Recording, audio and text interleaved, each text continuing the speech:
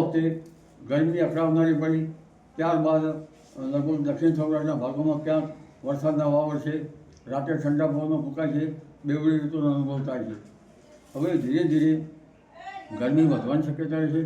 24મી માર્ચથી 24મી એપ્રિલથી ગરમી વધવાની શક્યતા રહે છે અને મહત્તમ ઉષ્ણતામાન મધ્ય ગુજરાતના ભાગમાં 42 ડિગ્રી સેલ્સિયસ આસપાસ થવાની શક્યતા રહેશે.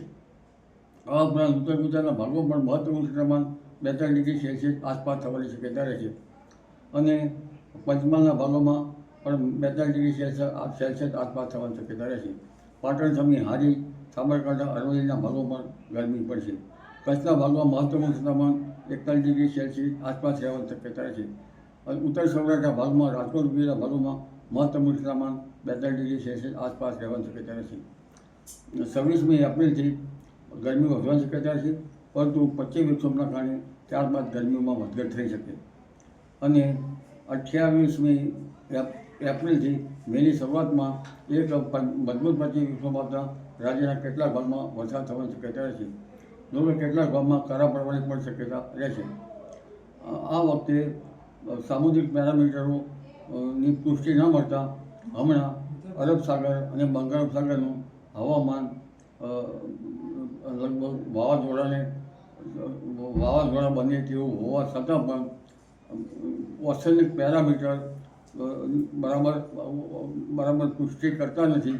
એટલે 15મી મે પછી ઓશનિક પેરામીટરો પર પુષ્ટિ કરશે અને બંગાળ ઉપસાગરમાં 15 મેથી જૂનની શરૂઆત સુધીમાં ભારે વાવાઝોડું થવાની શક્યતા રહેશે.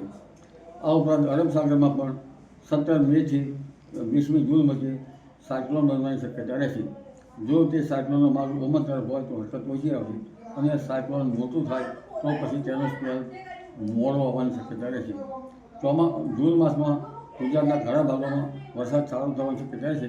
કદાચ ઉત્તર ગુજરાતના ભાગોમાં 94% આસપાસ કે તેની આસપાસ 96% આસપાસ વરસાદ થઈ શકે. સૌરાષ્ટ્રના ભાગોમાં 98% અને જો વાવાઝોડું આવે તો તેનાથી પણ વધુ થઈ શકે. 11થી 20માં આંધી વંટોળ સાથે વરસાદ પ્રી મોન્સૂન એક્ટિવિટીનો વરસાદ થવાની શક્યતા રહેશે.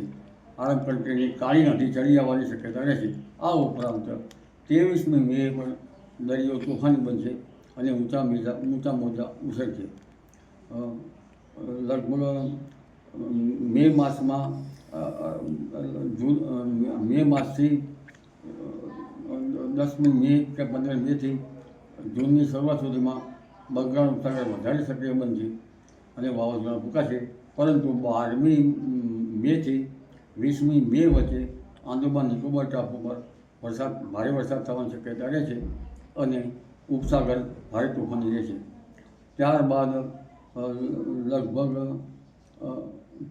28મી મે સુધીમાં આંદામાન નિકોબાર ટાપુ પર વરસાદની પ્રક્રિયા રહેશે અને શ્રીલંકા ઉપરથી અને આંદામાન નિકોબાર ટાપુ ઉપરથી 28મી મેથી જૂનની શરૂઆત સુધીમાં ચોમાસું પહોંચવાની શક્યતા રહેશે.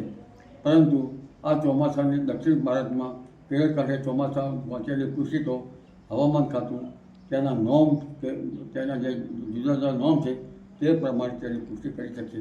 જી.